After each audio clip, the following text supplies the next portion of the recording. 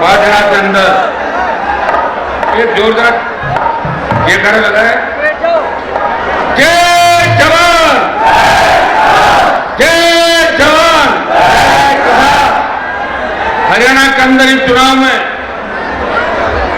ये मेरी पहली चुनावी सभा है और हरियाणा के किसी भी पिछले चुनाव में मैंने भाग नहीं लिया। इस बार भी नौजवानों की इच्छा थी कि आरएलपी पार्टी का गठन करो, चुनाव लड़ाओ, लेकिन मैं चाहता था हमारे लोगों के वोटों का बिखराव नहीं हो और भारतीय जनता पार्टी को हराना हमारा मकसद है। इसलिए मैंने आरएलपी को हरियाणा से चुनाव नहीं लड़ाया। लेकिन सोमवीर जी जो यहां से चुनाव लड़ रहे, इनको मैं लंबे समय से जानता हूं। जब देश के अंदर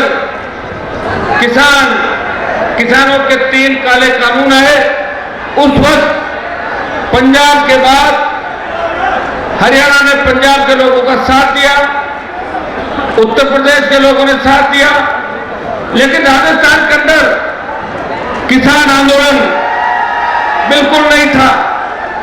उस वक्त देश के तमाम किसान नेताओं ने मुझे कहा, फरमान जी आप मोदी का साथ छोड़ो, एनडीए का, और आप राजस्थान के अंदर पार्टी बना के लड़ रहे हो जवान किसान के लिए, और अगर आप जयपुर दिल्ली का राष्ट्रीय राजमार्ग आप जाम कर दोगे तो हमें किसान आंदोलन के अंदर बड़ी ऊर्जा मिलेगी।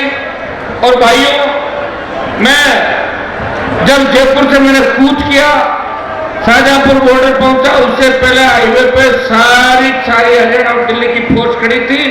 उस हाईवे को जाम किया और दोबारा 10 दिन बाद में 50,000 लोगों को लेकर आया और एक संदेश दिया कि हमारे भाई चाहे पंजाब के अंदर हो, हरियाणा के अंदर हो, दिल्ली में हो, यूपी में हो, चाहे जम्मू में हो, अगर वो तकलीफ में होंगे तो हम हमारे राजनीतिक स्वार्थ छोड़ के अपने भाइयों के लिए सड़क पर बैठेंगे और सत्ता को छोड़ देंगे।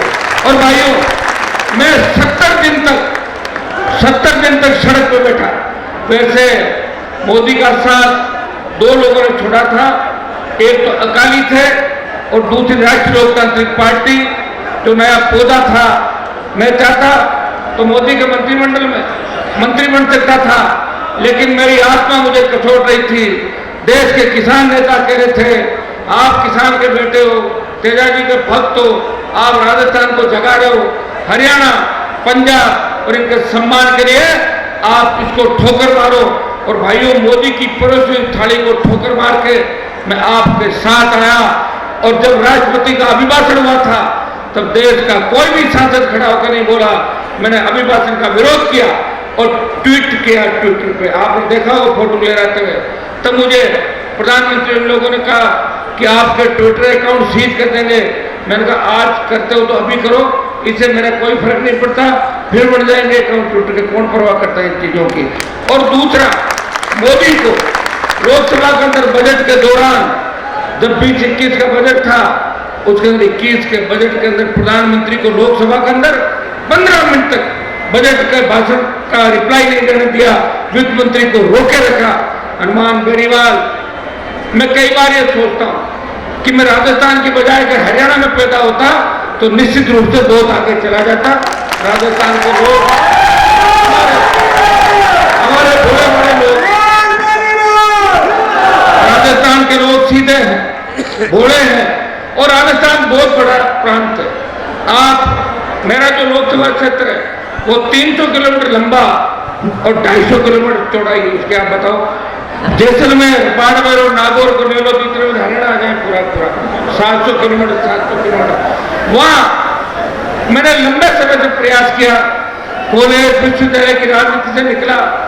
मेरे पिताजी 2 बार विधायक थे, मैं 4 बार एमएलए बना, 2 बार एमपी बना, छोटा भाई एमएलए रहा, 15 चुनाव लड़े, लेकिन सत्ता के विपरीत हमेशा हम संघर्ष करते रहे। कॉलेज विश्वविद्यालय के जमाने से लेकर आज तक ने मैं सोया और ने राजस्थान के दूसरे नेताओं को सोने दिया, हमेशा लगा रहा, प्रयास किया। और राजस्थान के अंदर पहली पार्टी बना के अगर किसान कौम को संदेश दिया देश में कि राजस्थान में कांग्रेस और बीजेपी नहीं है, तीसरी ताकत भी खड़ी हो सकती है, वो आपके भाई हनुमान बेनीवाल ने 29 अक्टूबर 2018 को राष्ट्रीय लोकतांत्रिक पार्टी का गठन किया और जो मैंने पौधा लगाया था वो वट वृक्ष बना और किसान आंदोलन के अंदर आपके काम आया। अब 25-30 MP होंगे देश के अंदर, लेकिन मोदी की सत्ता को ठोकर मार के सड़क पर एक व्यक्ति आया, वो आपके सामने खड़ा है जिसने मंत्री को ठोकर मारा। मैं आपका कैंडिडेट जो कांग्रेस पार्टी से उम्मीदवार है, मैं उसका बयान पढ़ रहा था।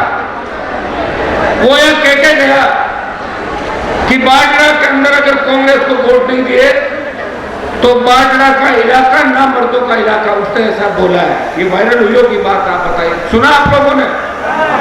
तो इस बात पर आपको गुस्सा आएगा पक्का, और उसको घर भेजना है। और सोमवीर जी जीत के गए, मैं आपको विश्वास दिलाता हूं, कैसी भी परिस्थिति रहे ये सत्ता के अंदर रहेंगे, सरकार किसी की भी बने, बाजरा के सोमवीर जी का डंका पूरे हरियाणा के अंदर बजेगा।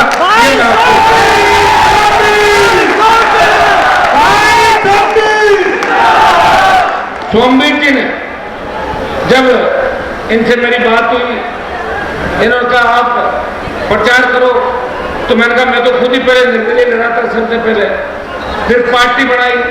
मुझे अच्छा लगता है कि जो तीसरी ताकत होती है उसका मैं प्रचार करने के लिए जाऊं। मैंने कहा मैं निश्चित रूप से आऊंगा और मैं आऊंगा, और हरियाणा के अंदर पहली बार वोट की अपील करने आया हूं। भाइयों, मैंने हरियाणा के अंदर कभी आप लोगों को डिस्टर्ब नहीं किया, कभी वोट नहीं मांगा। पहला वोट हरियाणा के सोमवीर जी के लिए मांग रहा हूं।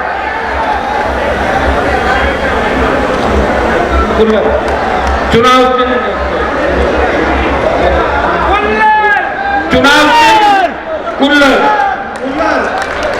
कूलर जो रूम कूलर के अंदर इतनी हवा भर दो कि कांग्रेस और भारतीय जनता पार्टी हवा से उठ जाए।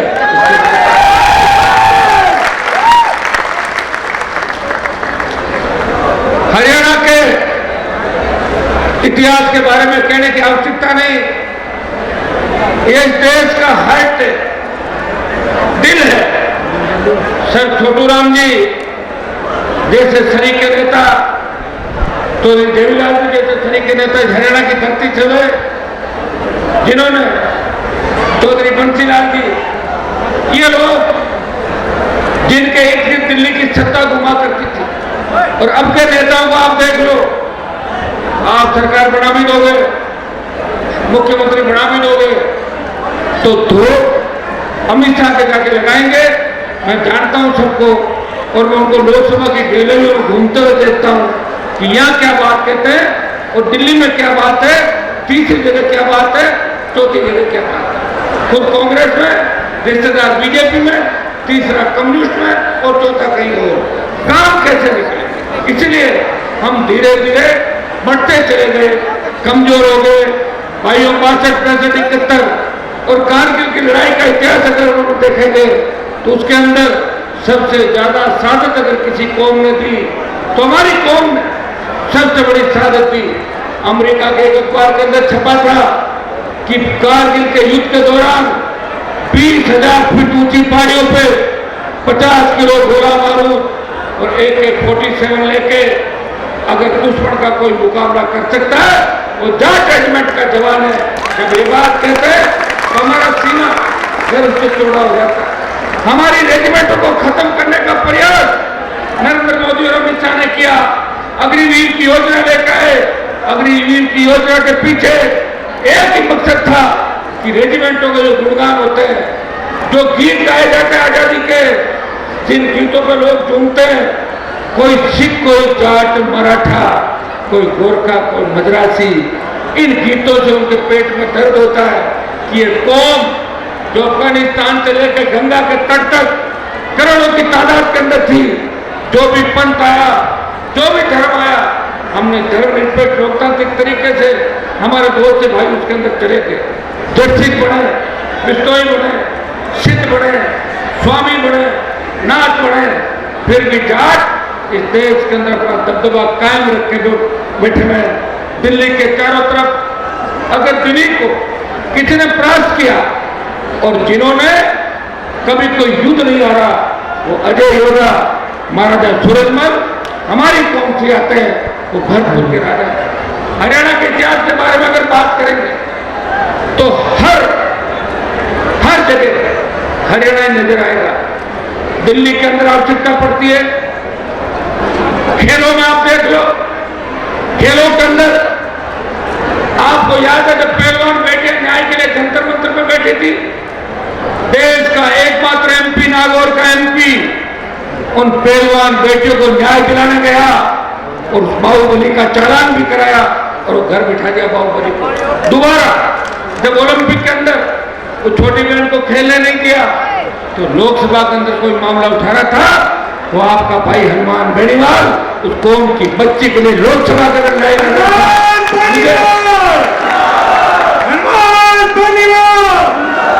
भाइयों, मैं आपको इतना ही विश्वास दिलाता हूं, ये अग्निवीर जिसके खिलाफ मैंने 2 लाख लोगों की रैली जोधपुर के अंदर करी थी, शायद पहली पार्टी होगी आरएलपी जिसने अग्निवीर के खिलाफ आंदोलन झंडे के साथ किया।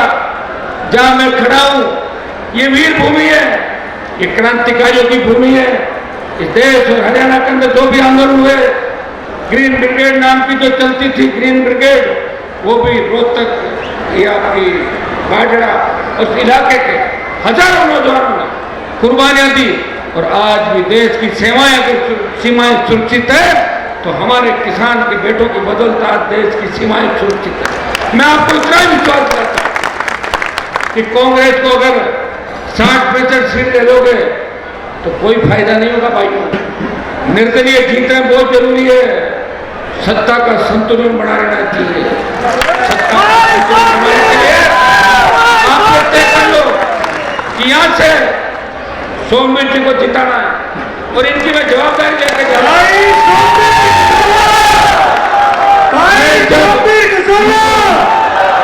जब मैं हेलीकॉप्टर से उतरा, एक चक्कर आपको ऊपर भी लगवाया, मैं कहा अभिवादन करो सबका, सब लोगों का हेलीकॉप्टर से। उतरते मैंने हरियाणा की धरती को प्रणाम किया, नमन किया, क्योंकि हमारे समाज का अगर गौरव है और किसान को जिसका इतिहास छुपा दिया गया, हमारा इतिहास में लिखा गया, इतिहास में जो हमारे लोग थे उन्हें दूसरी जाति का बता दिया और इस तरह धीरे धीरे हम सीधे साधे लोगों को दबाने का प्रयास किया। भाइयों, महाभारत का जो युद्ध हुआ था वो भी हरियाणा की धरती पे होता है ज्यादातर, तो इससे आप अंदाजा कर सकते हो ये सूरवीरों की धरती है। देश के अंदर हरियाणा और पंजाब का नाम आते ही अलग से ही ऊर्जा देश के नौजवानों के अंदर बढ़ जाती है। जब आजादी का इतिहास पढ़ते हैं तो सबसे ज्यादा रणबांकुर है जिन्होंने आजादी के इतिहास के अंदर अपने प्राण न्यौछावर किए, वो आपकी धरती के संघर्ष हो। हर जगह हरियाणा देश के अंदर 1 नंबर पे और हरियाणा 1 नंबर पे रहेगा। मुझे वो मंजर आज भी याद है जब 2016-17 के अंदर 4 समाज के निर्दोष बच्चों पे खट्टर की सरकार ने गोलियां चलाई थी। उस वक्त मैं बहादुरगढ़ तक आया था, लेकिन यहां मैंने देखा हरियाणा के अंदर कि यहां नेता एक दूसरे के खिलाफ मोर्चा खोले बैठे हैं। मैंने राजस्थान में 300 जगह हरियाणा के 4 समाज के समर्थन के अंदर 300 जगह प्रदर्शन कराए राजस्थान के अंदर 2017-18 के अंदर और लोकसभा के अंदर भी। अगर पुरजोर तरीके से हरियाणा के हर मामले को उठाने का प्रयास किया और ये बात बार बार याद दिलाई कि हमारे समाज के भाइयों को ओबीसी का दर्जा मिले हरियाणा के अंदर और केंद्र के अंदर हमें आरक्षण मिले। जिस तरह राजस्थान के अंदर 4 समाज को आरक्षण है, वो आरक्षण हरियाणा और दिल्ली के अंदर भी हमारे समाज को मिलना चाहिए। भाइयों, मैं आपको इतना ही विश्वास दिलाता हूं, आपको कमजोर पड़ने की आवश्यकता नहीं है। अब राजस्थान जाग खड़ा हो गया। अब राजस्थान का प्रत्येक नौजवान, आप देखते होंगे सोशल मीडिया के माध्यम से कि जरा से भी आप आवाज उठाते हो आपके साथ खड़ा मिलता है। अब राजस्थान के किसान के बेटे आपके साथ कंधे से कंधा मिला के खड़े हैं। मैं तो इतना ही विश्वास आपको दिलाता हूं, मेरी आवश्यकता जहां भी पड़ी थी देश के किसानों को, अग्निवीर के अंदर देश के जवानों को, पहलवान बेटियों को, मैंने लोकसभा का जो नया भवन बना था उसके अंदर नहीं गया और मैंने कहा कि पहलवान बेटे को न्याय नहीं मिला, इसलिए मैं नए भवन के अंदर नहीं जाऊंगा जिस दिन उसका उद्घाटन समारोह था।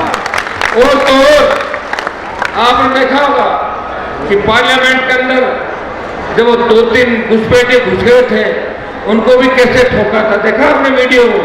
तो मैंने ही काम किया, जब आपका सम्मान मैंने इसलिए मैं कह रहा था कि मैं अगर हरियाणा में होता तो मेरी खुद की कितनी सीटें होती, क्योंकि हरियाणा के लोग जैसा नेता पसंद करते हैं, डीटो में वैसा ही हूँ। हर मोर्चे पे ऑलराउंडर, जो बॉलिंग भी करे, बैटिंग भी करे और फील्डिंग भी करे और विकेट कीपिंग भी करे, चारों काम करता हूँ। संघर्ष भी करता हूँ, विकास भी करवाता हूँ। और राजस्थान के अंदर जो लंबे समय से नेता बैठे थे, चुटकुलों से काम चलाए थे, उनको ठीक किया। आपके एक भारतीय जनता पार्टी से चुनाव लड़ रही है, ये हमारे मेरे सामने कैंडिडेट थी, वो पहले कांग्रेस पार्टी के अंदर थी, फिर बीजेपी में चली गई। उसका आधा परिवार कांग्रेस में, आधा लड़ रहा है बीजेपी से, तीसरा लड़ रहा है कहां से। अरे कौन सा गठबंधन कर रहे हो, हमें तो बताओ यार, ये कौन सा गठबंधन तुम्हारा। अब सोशल मीडिया का जमाना है, अब आप हर चीज को नोट करते हो।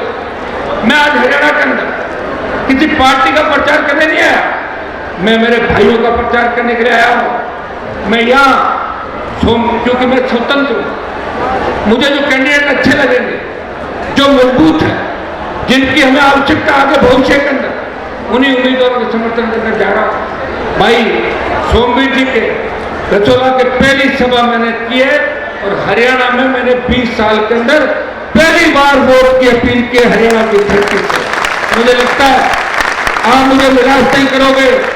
मेरे छोटे भाइयों को आह्वान करता हूं कि अगर आप मुझे छोटा भाई मानते हो तो निश्चित रूप से एक सीट जब मैं अपील करने के लिए आपके पास आया हूं, इसमें सोमवीर जी को भारी वोटों से चुनाव जिता के कांग्रेस और भारतीय जनता पार्टी को बता दो कि आपके बिना हम व्यक्ति के साथ हम पार्टियों के साथ। ये हरियाणा की वो धरती है जिसने मोदी को झुकाया, ये हरियाणा की वो धरती है जिससे जाट आरक्षण आंदोलन के अंदर मिलिट्री भाग गई थी, मिलिट्री पीछे थी।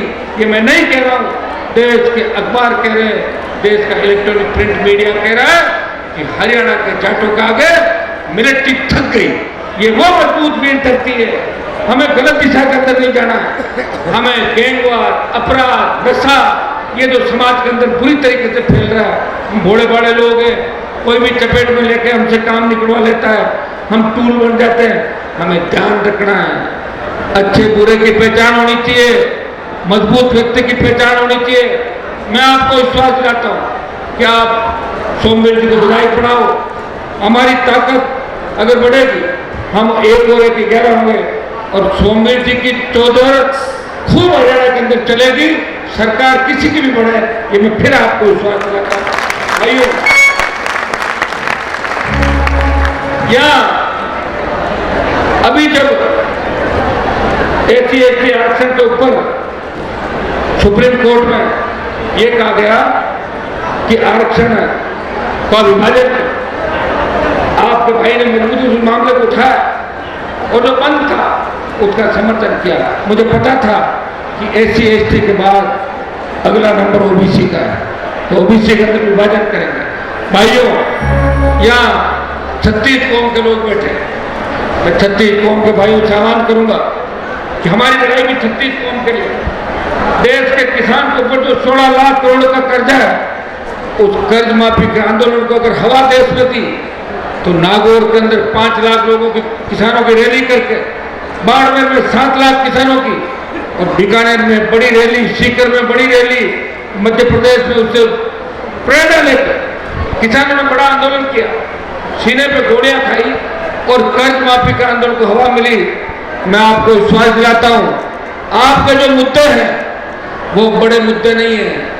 MSP पे खरीद, हरियाणा का हर खेत सिंचित हो, और तीसरा किसान का 16 लाख करोड़ का कर्जा माफ हो, ये जरूरी चीज है। मैं आपको विश्वास दिलाता हूं कि हरियाणा के चुनाव के अंदर आप भारतीय जनता पार्टी को पानी पिला दो, बुरी तरीके से हरा दो, किसान का कर्जा भी माफ होगा, MSP पे खरीद भी होगी और अग्निवीर भी बापू जाएगा। ये मैं आपको या मैंने मेरे समाज की बात इसलिए कही, मैं 36 कौम के लड़ता हूँ, आप सोशल मीडिया पर देखते हो हमेशा, लेकिन कई जगह आपको पता है कि हमें बड़े भाई के रूप में चलना है और बाकी जातियों को छोटे भाई के रूप में लेकर चलना है। तो आप मेरा क्या कर सकते हैं भाइयों? आज देश के अंदर जो हालात है, जिस तरह हमें कमजोर करने की कोशिश की जा रही है, अब आज हमें पढ़ लेना होगा कि एक एक व्यक्ति, अब कोई कहते, मुझे भी लोग कहते थे जब मैंने पार्टी बनाई कि हनुमान जी पार्टी बना क्या कर लोगे, एक आदमी जीत के क्या कर लेगा? कर तो लिया, पूरे राजस्थान को जगा दिया, और जहां भी आवश्यकता पड़ती है बीजेपी के खिलाफ कांग्रेस नहीं जाती, हनुमान बेनीवाल की सेना और आरपी के जवान पहुंच जाते हैं, तो प्रत्येक व्यक्ति को न्याय दिलाते हैं। एक आदमी ये कर सकता है। मैं विश्वास दिलाता हूं, आप तो उनको विधायक बना दो, बाकी ताकत मैं इनको दिलाऊंगा, इतना मैं आपको विश्वास देता हूँ। आपको ताकत छोड़ने आप सबने जो यह स्वागत सत्कार किया और मुझे बहुत बड़ी खुशी है। मैंने कहा मेरा पहला कार्यक्रम है, कैसा होगा? तो हेलीकॉप्टर से उतरा, हरियाणा की धरती को मैंने चूमा, ये वीरों की धरती है, हरियाणा देश का हार्ट है, हरियाणा देश का सबसे मजबूत प्रांत है। पंजाब और हरियाणा एक हिस्सा हुआ करते थे। मैं फिर आपको दोहरा रहा हूँ, ये सर छोटू राम जी, जिनको सर की उपाधि आसानी से नहीं दी, अंग्रेज सर की उपाधि ऐसे नहीं देते थे, आपको पता है उन्होंने कितना संघर्ष किया और कितना काम उन्होंने किया, तब उनको सर की उपाधि मिली थी। हमारे जो इलाके का आपका कांग्रेस का प्रत्याशी है, वो तो शायद हारने की हैट्रिक बना चुका, 3 बार हार गया ना, 3 बार हारा हुआ है, 4थी बार हरा के पूरा ढक्कन लगा दो, बंद करो।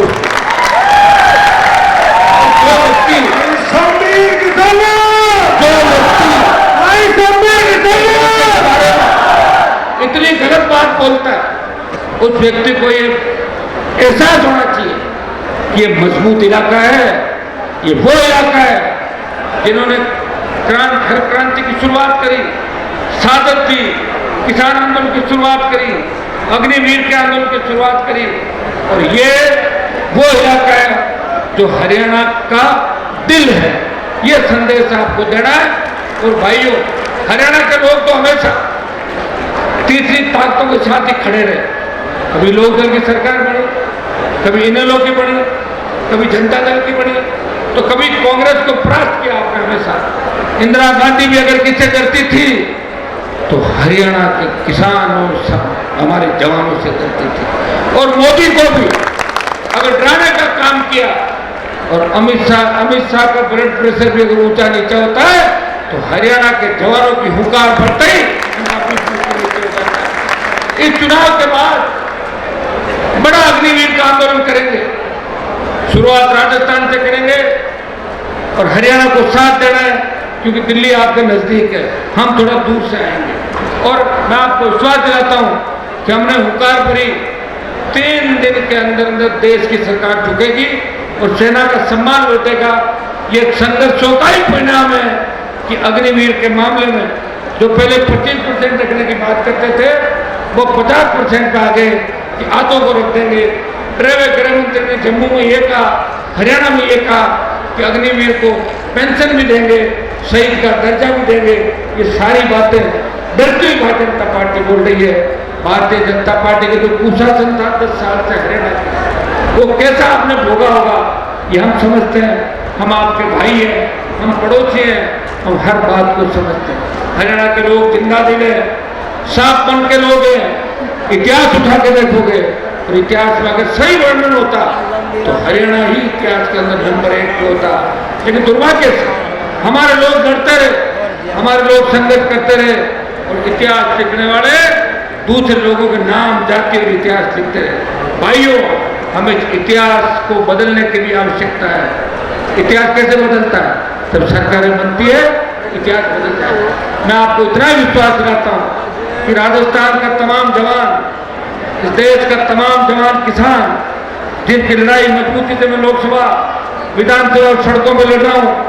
बढ़ती हुई पेट्रोल डीजल की कीमतें, चाहे बेरोजगारी का मामला हो, किसान आत्महत्याओं का मामला हो, दलितों पर बढ़ते अत्याचार का मामला हो, ओबीसी के मेरे भाइयों को जहां भी आवश्यकता पड़ी, हर मुद्दा, हर समाज का मुद्दा, किसान का मुद्दा, प्रदेश आपके हरियाणा के जो जाट आरक्षण आंदोलन के अंदर मुकदमे किए उनको वापस लेने की बात करी, आपको यूपी को आरक्षण दिलाने की दिल्ली में बात करी, तो हमेशा नागौर के सांसद ने आपकी सेवा की, प्रयास किया और आपके सम्मान के अंदर हमेशा खड़ा रहा।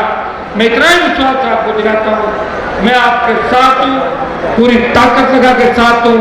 और मैंने जो 20 साल संघर्ष किया, हरियाणा की राजनीति के अंदर हमने कोई इंटरफेयर नहीं किया। आज मेरा मन था कि मैं 2-4 जगह जाऊं और जो मजबूत योद्धा है, मजबूत लोग हैं, उनके लिए वोट की अपील करूं। बहुत बड़ी संख्या के अंदर मातृशक्ति बैठी है। छोटे भाई भगत सिंह की भूमिका करने चलेंगे, माताएं मैंने झांसी की रानी लक्ष्मीबाई बन के इस भ्रष्टाचार का खात्मा करेगी। हरियाणा के अंदर किसान कौम के अंदर जो विश्वास सरकारों के प्रति पैदा हुआ है, ये विश्वास को खत्म करेगी और नई किसानों की सरकार हरियाणा के अंदर बने। मैं फिर आपको याद दिला रहा हूं कि हरियाणा के अंदर सोमवीर जी के अलावा कम से कम 20 निर्दलीय और तीसरी पार्टी के लोग टक्कर में हैं, 1 नंबर 2 नंबर पर। जो सरकार बनाने के अंदर इनकी बहुत बड़ी भूमिका होगी। आप तो मान लें कि ये जीत गए तो सरकार में जीत जाए, मुझे घंटी कर देना। मेरा तो एडजस्टमेंट सरकार नहीं कर पाया, इनका पक्का करा दूंगा, इतना मैं विश्वास आपको दिलाता हूं। मैं समस्त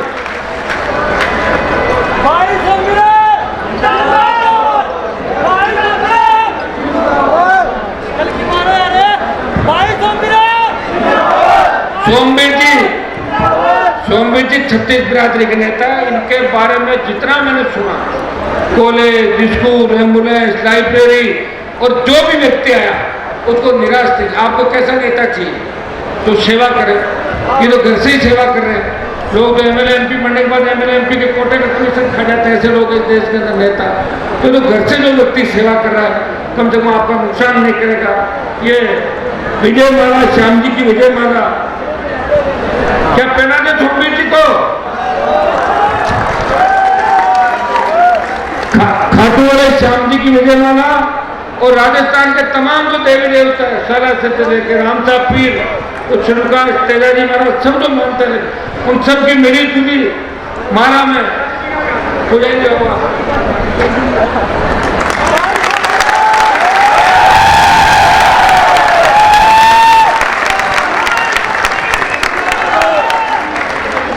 भाइयों, आप लोगों ने जो स्वागत सत्कार किया, मुझे सम्मान दिया, जो हमारे बीच कलाकार आए, मीडिया प्रेस के जो साथी आए, उन सबको मैं धन्यवाद देता हूं और मैं विश्वास दिलाता हूं कि मैं खाली राजस्थान के लिए लड़ाई नहीं लड़ूंगा। राजस्थान के साथ हरियाणा, पंजाब, उत्तर प्रदेश, दिल्ली और देश के तमाम जवान, तमाम किसान और 36 कौम के लोगों की लड़ाई हमेशा सड़क से लेकर सदन तक लड़ूंगा। ये मैं आपको विश्वास दिलाता हूं और मैं हमेशा आगे खड़ा मिलूंगा, पीठ दिखा के नहीं भागूंगा। दूसरे नेताओं की तरह वोट ले लिए और भाग गए, छू मंतर हो गए, उड़ गए विदेशों में कारोबार और यहाँ आके बात करें किसान की, अरबों खरबों में खेल रहे हैं, पैसे का पता नहीं। एक रिश्तेदार बीजेपी में, 2 कांग्रेस में, 3 तीसरी पार्टी में और बात करेंगे किसान की। हमें समझना, हम किसी के व्यक्तिगत खिलाफ नहीं है। वैसे दिल्ली के अंदर मेरा कांग्रेस पार्टी से अलायंस है, लेकिन वो दिल्ली में है। हरियाणा के अंदर मेरा कोई अलायंस नहीं है। हरियाणा में मेरे जो मन माफिक अच्छे उम्मीदवार हैं, जिनको व्यक्तिगत रूप से जानता हूं, उनकी मदद करने आज आपके बीच आया हूं। भाइयों, इतना विश्वास आपको दिलाता हूं कि मैं हमेशा आपके बीच खड़ा रहूंगा। आपने हमेशा हरियाणा के नेताओं का भरोसा किया, एक बार मेरा भरोसा करके भी देख लो, आपको लगेगा तोड़ तो हर 5 साल में आते हैं। अगर सोमवीर जी काम नहीं करें अगली बार मत देना, इस बार तो तोड़ देके जिताओ आप, मेरा सम्मान बढ़ेगा। नहीं तो लोग मजाक उड़ाएंगे कि हनुमान जी गए क्या कर लिया उन्होंने। मैं सोशल मीडिया में मेरे छोटे भाइयों का और तमाम भाइयों को, मैं 36 कौम के लोगों को फिर हाथ जोड़ के अपील करता हूं कि